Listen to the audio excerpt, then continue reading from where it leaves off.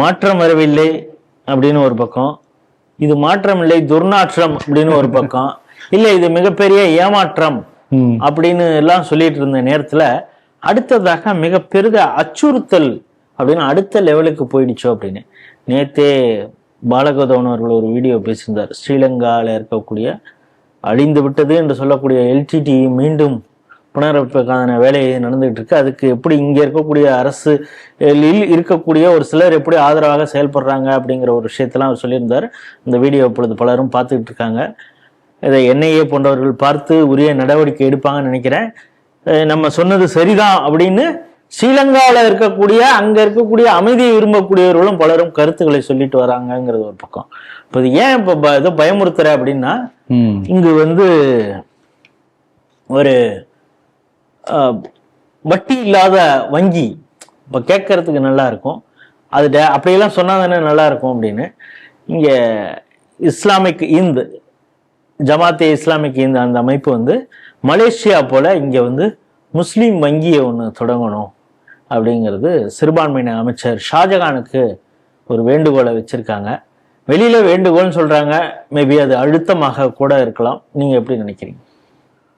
என்னுடைய கேள்வின்னா, உலகம் முழுக்க கிட்டத்தட்ட 60-65 மேல இஸ்லாமிய நாடுகளுக்கும் நினைக்கிறேன் இல்லைங்களா?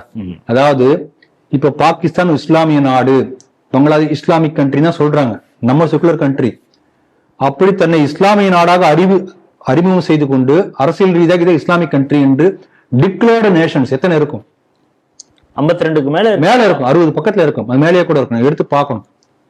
அப்ப அத்தனை நாடுகள்லயும் இஸ்லாமை கடைபிடிக்கக்கூடிய அந்த நாடுகள் ஏன் இஸ்லாமிக் பேங்கை செயல்படுத்தவில்லை? நம்முடைய கேள்வி தான். இந்த கண்ட்ரிஸ் ஃபார் இஸ்லாமிக் டாக்மா அந்த ஐடியாலஜிக்காக இருக்கு, ஏன் இஸ்லாமிக் பேங்க் வைக்கல? இஸ்லாமிக் பேங்க் ஏன் அவங்களுடைய பெரிய பெரிய அறிவுஜீவிகளை விளக்கம் சொல்லுங்களேன். இப்போ உலக வங்கியில இருந்து கடன் வாங்குறாங்க, வட்டி கொடுக்காமல இருக்க போறாங்க, அதனால எப்படி சாத்தியம்னு கேட்கிறேன். அதனால இது என்னன்னா ஒரு யூட்டோப்பியன் சொல்லுவாங்க, அதாவது ஒரு கொள்கை ரீதியாக ஒரு கற்பனையா வச்சுக்கலாமே தவிர நடைமுறை சாத்தியம் இல்லாதது. கம்யூனிஸ்ட் பத்தி அப்படிதான் சொல்லுவாங்க, யூட்டோப்பியன் ஐடியாலஜி தான் சொல்லுவாங்க. அது தோத்து போயாச்சு. சீனா கம்யூனிஸ்ட் நாடு, அங்க கம்யூனிசமா இருக்கு, கொள்கையில இருக்கா? அதுக்கு நேர் விரோதமா தான் இருக்கு இல்லையா? அப்ப கம்யூனிஸ்ட் பேச்சை மட்டும் பேசிக்கொண்டு அதுக்கு நேரடியாக செயல்பட்டு இருக்காங்க. அதே சர்வாதிகாரங்கிற ஒரு விஷயத்துல அவங்க கம்யூனிசமா இருக்காங்க, மற்றபடி எதுவுமே கம்யூனிசத்துக்கு சம்பந்தமே இல்லை. அதே போல ஒரு பேங்க், ஒரு பெரிய பேங்க், ஸ்டேட் பேங்க் மாதிரி ஒரு பெரிய பேங்க் நீ செட் பண்ணிட்டு வச்சுக்கோங்களேன், அந்த பேங்க் நாடு முழுக்க இருப்பதாக கற்பனை பண்ணிக்கோங்க. பல ஆயிரக்கணக்கான பேர் வேலை செய்யறாங்க. அப்படி உள்ள ஒரு பெரிய பேங்க் நிர்வாக அமைப்பு வட்டியே இல்லாமல் செயல்படுத்த முடியுமா? நடக்குமா? பேங்க் முடியாது. அப்படி நடத்துறாண்டா யாருக்கு அந்த ஃபண்ட் பண்ணுவாங்க? டாஸ்மாக் நடக்கிறதே எக்ஸ்ட்ரா 10 ரூபா வாங்கணும் அப்படின்னா அது முடியாதுன்னு சொல்ற நேரத்துல பலரும் பாட்டில் திரும்ப கொடுக்கறதுல எங்களுக்கு சிக்கல் இருக்கு, அதனால நாங்க கடையே திறக்க மாட்டோம்னு உடனே அந்த தொழிலாளர்கள்ட்ட கெஞ்சுறாரு. யாரு? அமைச்சர். தயவுசெய்து வாங்க, கடையை திறங்க, 10 ரூபா வேணா எக்ஸ்ட்ரா வாங்கிக்கங்க. எங்களுக்கே இப்பதான் தெரியுது அங்க இருக்கக்கூடிய நடைமுறைகளை இது பண்றதுக்கு தான் நீங்க எக்ஸ்ட்ரா 10 ரூபா வாங்குறீங்கன்னு நினைச்சுக்கிட்டோம் அப்படின்னு. 12 மணிக்கு கடை திறக்கலன்னு ஒரு இடத்துல பெரிய பிரச்சனை ஆயிட்டு, பிரஷர் அவங்களுக்கு அவ்வளவு. கடை திறக்கிறதுக்கே எக்ஸ்ட்ரா 10 ரூபா வாங்குற நேரத்துல எப்படி வட்டி இல்லாம பேங்க் நடத்த முடியும்? கேட்கறது கரெக்ட் தான். இப்ப இன்னும் அடுத்த கேள்வி என்ன கேட்கறேன்னா, இப்ப இஸ்லாமிக் பேங்க் நீங்க ஆரம்பிக்கணும்னு சொல்றீங்க, அந்த இஸ்லாமிக் பேங்க் இஸ்லாமியர்களுக்கு மட்டுமா எல்லோருக்குமா?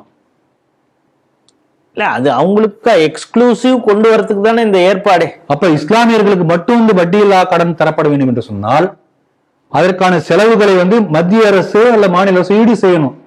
எங்கிருந்து ஈடு செய்யும்? இல்ல, எங்களுக்கு ரைட்ஸ், எங்களுக்கு நீங்க எல்லாமே செய்யதானே வேணும். டாக்ஸ் பேயர்ஸ் மணி ஈடு செய்யும்.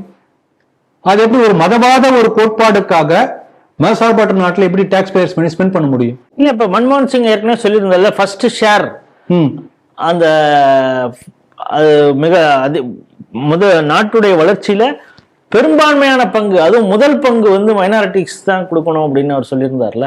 அப்ப அது மதசார்பற்ற அரசே கிடையாது, மதவாத அரசு. அதனால இது மதசார்பற்ற அரசு என்று சொன்னால் ஒரு மதவாத கோட்பாட்டை நீங்கள் மதசார்பற்ற அரசிலே புகுத்த முடியாது. அதுக்கு அரசியல் நிர்ணய சட்டம், அரசியலமைப்பு சட்டம், இந்த கான்ஸ்டிடியூஷன் வில் நாட் அலோவ். அப்ப தெரிஞ்சே இந்த மாதிரி பண்றாங்கன்னு என்ன அர்த்தம்? இப்ப நான் கேட்கிறேன், ஏழைகளுக்கோ அல்லது வட்டி கொடுக்க முடியாதவர்களுக்கோ இந்த மாதிரி பேங்கிங் சிஸ்டம் வந்து ஹெல்ப் பண்ணணும்னு நினைக்கிறீங்க, அப்படி சொல்லுங்க.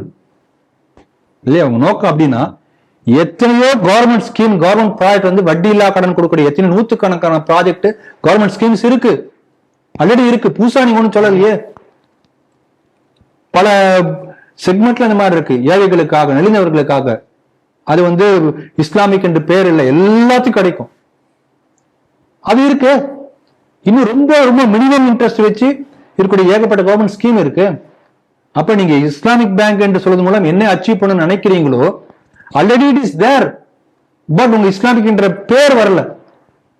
நீ அதே ஸ்கீம் அதே போல வந்து இஸ்லாமிக் என்ற பேர் வர வேண்டும் என்று சொன்னா என்ன அர்த்தம்னா, ஒரு மதவாத கோட்பாட்டை நீங்கள் திணிக்க முயற்சி செய்கிறீர்கள். இதுதான் இப்ப நம்முடைய கேள்வி என்னன்னா, நம்ம ஒருத்தர் இருப்பார் நெட்டையா ஒரு அமைச்சர் இருக்காரு, யார் அவரு?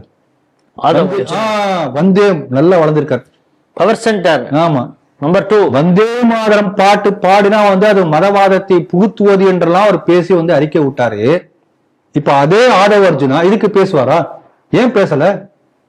இது நம்முடைய கேள்வி. அப்ப நமக்கு என்ன தோணுதுன்னா, இந்த மைனாரிட்டியுடைய வாக்குகளை போலரைஸ் செய்வதற்காக இப்படி நீ பாட்டு ஒரு கோரிக்கை வைப்பா, நான் அதை வாங்கிக்கிறேன், வாங்கி உடனே டிவியில தான் போடலாமே, அந்த கோரிக்கையை பரிசீலிப்பதாக முதலமைச்சர் சொன்னார், அப்படி சொன்னா பிளேர் அப் ஆகும். அப்படியே அப்ப முஸ்லிம்களை பாதுகாக்கக்கூடிய அரணாக இருக்கக்கூடிய முதல்வர் விஜய் என்று ஒரு இமேஜ் கிரியேட் பண்ணலாம். ஏன்னா அது டிஎம்கே இந்த பக்கம் முஸ்லீம்கள் வரணும்னா அதை ஜஸ்டிஃபை பண்ணும்ல. ஆமா, ஐயோமல் இவ்வளவு வருஷம் வந்து திமுகவோட இருந்தது, இப்பொழுது தவேகா கூட வந்திருக்கு, ஏன் வந்திருக்கேங்கிறத அவங்க வெளியில சொன்னேன்னு சொல்றதுக்காக இவர் அதை வாங்கி வச்சுக்கலாம், செயல்படுத்த முடியாத இவருக்கு தெரியும். இருக்கவே இருக்கு பைய வந்து மோடி மேல போட்டுடலாம், உடனே மோடி அரசு வந்து இஸ்லாமியருக்கு விரோதமானது சொல்லிடலாம். ஒரே கல்ல 3 மாங்காய். இப்படி மதவாத அரசியல் செய்து மதசார்பற்ற என்ன கூட்டணி, இதை ஒரு கூட்டணி வச்சிருக்காரு, அந்த கூட்டணி சொல்லிக்கொண்டே ஆட்சி நடத்தி கொண்டிருக்கலாம் என்று தெளிவா திட்டம் போட்டிருக்கிறார். அதனால இது டிஎம்கே விட ரொம்ப டேஞ்சரஸ் கூட்டணியாக இருக்கிறது. அதுதான் தொடர்ந்து சொல்லிக் கொண்டே இருக்கிறோம். ஒரு மதவாத ஒரு கருத்துக்களை போலை செய்யக்கூடிய அமைப்பாக தான் தாவேகா இருக்கின்றது என்பதை மீண்டும் மீண்டும் சொல்ல வலியுறுத்தி சொல்ல நினைக்கிறேன். அதற்கு இந்த செய்தி ஒரு சான்றாக இருக்கிறது.